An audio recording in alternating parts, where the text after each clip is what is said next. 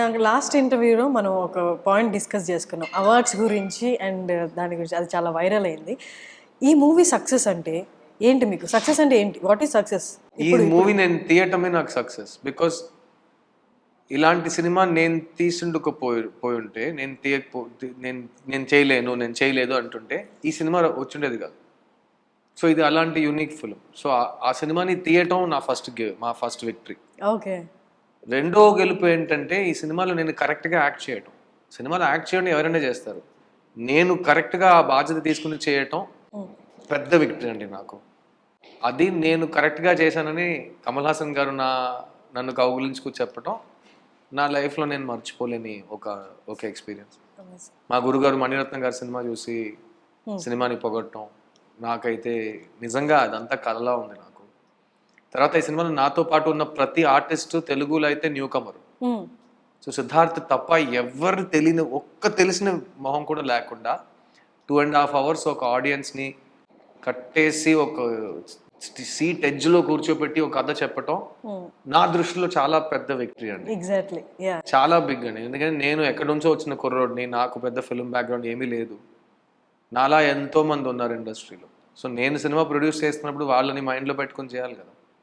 So చాలా మంది all new comers facing the camera for first time 90%. So అది ఒక పెద్ద ఓటం అండి, పెద్ద గెలుపు అండి. తర్వాత ఇంకో పెద్ద గెలుపు ఈ సినిమాలో, నేను ఈ సినిమాని ఫినిష్ చేసే విధానం కంటే ఈ సినిమాని రిలీజ్ చేసిన విధానం నేను చాలా గర్వంగా ఫీల్ అవుతున్నాను. ఎందుకంటే 4 languagesలో డబ్ చేసి రిలీజ్ చేయటం, ఆ 4 languagesలో బెస్ట్ ఆఫ్ డిస్ట్రిబ్యూటర్స్ వచ్చి ఈ సినిమాని డిస్ట్రిబ్యూట్ చేయడం. అలాగే ఇప్పుడు తెలుగులో ఏషియన్ ఫిల్మ్స్ చేస్తున్నారు, చాలా ప్రెస్టీజియస్ కంపెనీ. అండ్ సునీల్ గారు నాతో ఇప్పుడే మాట్లాడారు, కంగ్రాచులేషన్స్ సార్, ఈ సినిమా గురించి మీరు ఇక్కడ నుంచి ఎండ్ ఆఫ్ రన్ దాకా మాట్లాడక్కర్లేదు, సినిమా విల్ టాక్ అనేసారు. అసలు డిస్ట్రిబ్యూటర్ అది నాకు ఎంత పెద్ద మాట అంటే. సో ఎవ్రీడే ఇక్కడ నుంచి చిన్న ఆడే ఒక్కొక్క షోకి చిన్న పెరుగుతూనే పోతుంది, చిన్నకి మళ్ళీ స్టాప్ యూటర్న్ ఏం లేదు, అలా ఎండ్ ఆఫ్ రన్ దాకా క్లైంబింగ్ లోనే ఉంటుంది. So it's a big hit for me. మీరు బీయింగ్ ప్రొడ్యూసర్, యాక్టర్, మీరు డైరెక్టర్ కూడా చేశారు కదా, అంటే అన్నిట్లో ఉండడం డూ యూ ఫీల్ అంటే ఏదైనా ఇబ్బందిగా అనిపిస్తుందా హ్యాండిల్ చేయడం ఎవ్రీథింగ్? నా స్వార్థం చాలా ఎక్కువ అమ్మా. నువ్వు నాకు ఛాన్స్ ఇస్తే నేను నీ పని కూడా చేసేస్తాను. నేనే ప్రశ్న అడిగి, నేనే సమాధానం చెప్పి, నేనే ఇక్కడ ఎక్స్పోజర్ పెట్టి, నేనే ఇక్కడ లైట్ చెప్పి, ఎందుకంటే నాకు అన్ని చేయటం చాలా ఇష్టం. ఎందుకంటే నేను రెస్ట్లెస్ టైప్, నేను ఏదో ఒకటి చేస్తూనే ఉంటాను. అది ఎప్పుడైనా బ్యాక్ ఫైర్ అయిందా టు మీ బీయింగ్ అంటే doing everything at a time? లేదు కదా. ఇంకా మీరు ఎలా ఇన్ని విషయాలు ఎలా చేస్తున్నారని మీరు అడిగితే అది బ్యాక్ ఫైర్ అవ్వలేదని అర్థం. ఎందుకు ఇలా చేస్తున్నారు, వదిలేవచ్చు కదా అని మీరు అడిగి ఉంటే నేను ఆల్రెడీ బ్యాక్ ఫైర్ అయిందని నేను అర్థం చేసుకోవాలి. సో నాకైతే నేను స్టూడెంట్ ఆఫ్ సినిమాని, నాకు 24 craftsలో అన్ని క్రాఫ్ట్స్ తెలియాలి. అలాగే నన్ను మణిరత్నం గారు పెంచారు. సో ఆ రోజుల్లో ఒక ఫిల్మ్ మ్యాగజైన్ ఎలా మార్చాలో, ఒక ఫిల్మ్ కెమెరాను మ్యాగజైన్ మార్చడం కూడా మేము నేర్చుకున్నాం. దానికి నా పనికి సంబంధమే లేదు, కానీ అన్ని విషయాలు మనకు తెలియాలి, సినిమాలో A to Z తెలియాలని.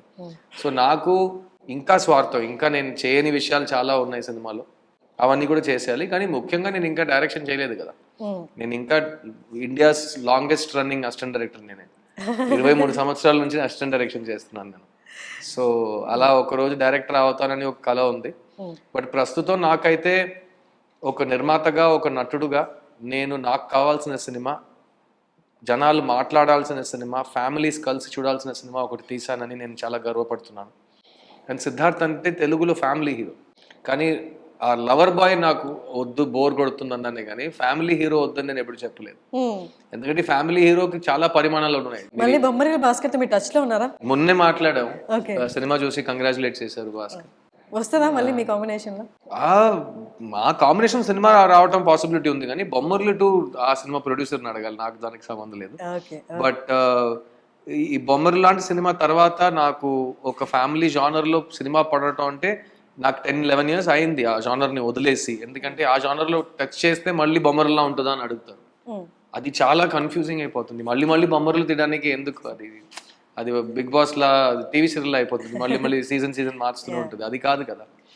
సో సినిమా క్రియేట్ చేయడం, భాస్కర్ అనే మనిషి తన లైఫ్లో జరిగిన విషయాల్ని పట్టుకుని ఒక సినిమా రాశాడు, అదే Bommarillu. So Bommarillu inspired by తన లైఫ్లో చూసిన విషయాలు, ఆల్ దోస్ థింగ్స్. అలా రియల్ లైఫ్ నుంచి కథలు వస్తున్నప్పుడు అలాంటి బ్లాక్ బస్టర్స్ అవుతాయి. ఈ చిన్న సినిమా అన్ని based on real events. So అది ఈ సినిమా ఈరోజు విజయం సాధించడానికి ముఖ్యమైన కారణంగా అది చూస్తాను. ఎందుకంటే ఈ సినిమాలో జరిగిన ప్రతి విషయం జరిగి ఉంటుందిలే అనే ఉంటుంది, అలా ఆ బాధతోనే ఉంటుంది.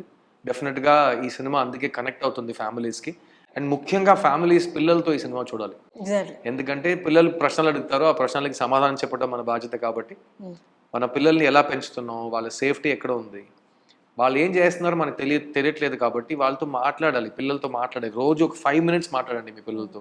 ఎలా జరిగింది మీ రోజు, ఏం చేసినావు ఇవాళ, ఏం నేర్చుకున్నావు, రేపు ఏం చేయాలనుకుంటున్నావు, ఏం నేర్చుకోవాలనుకుంటున్నావు.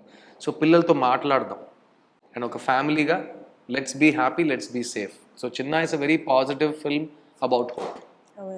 లాస్ట్ క్వశ్చన్, మీరు మొన్న హ్యాండిల్ చేసిన సిచ్యువేషన్ నుంచి వచ్చిన క్వశ్చన్ ఇది. మీరు అంత మెచ్యూర్డ్గా హ్యాండిల్ చేశారు, మీకు ఇన్స్పిరేషనల్ ఫిగర్ ఎవరైనా ఉన్నారు from TF Telugu film industry నుండి? ఇవాళ నాగార్జున గారు నన్ను అడిగారు, నువ్వు ఎందుకు సిద్ధు ప్రొడ్యూసర్గా మారినావు అని. నేను 2 సమాధానాలు చెప్పా. ఒకటి, అన్నపూర్ణ స్టూడియోలో చుక్కలో చంద్రుడు షూటింగ్ టైంలో నేను అక్కినేని నాగేశ్వరరావు గారు ఒక సినిమాలో యాక్ట్ చేస్తున్నాం, చుక్కలో చంద్రుడు. ఆ సినిమాకి నేనే స్క్రిప్ట్ రైటర్. అది తెలుగులో 2వ సినిమా. ఫస్ట్ సినిమా నువ్వు వస్తానంటే నువ్వు వద్దంటానా, సెకండ్ సినిమా నేనే ఓన్ స్క్రిప్ట్ చుక్కల్లో చంద్రుడు. సో అప్పుడు ఆయన నన్ను సార్ అని పిలిచేవారు. సో నేను చెప్పాను, సార్ నాకు ఒకలా ఉంది సార్ మీరు నన్ను సార్ అని పిలుస్తుంటే. You are the writer my boy, I will call you sir అన్నారు ఆయన. తర్వాత నన్ను అడిగారు, ఏం చేయాలనుకుంటున్నాను. నాకు అన్నీ చేయాలి సార్, నాకు మ్యూజిక్ చేయాలి, నాకు పాట పాడాలి, నాకు డైరెక్షన్ చేయాలి, నువ్వు సినిమాలు ప్రొడ్యూస్ చేయాలి అన్నారు ఆయన. ఎందుకు సార్ అంటే అప్పుడు ఆయన చెప్పారు, ఒక producer is a creator of the film.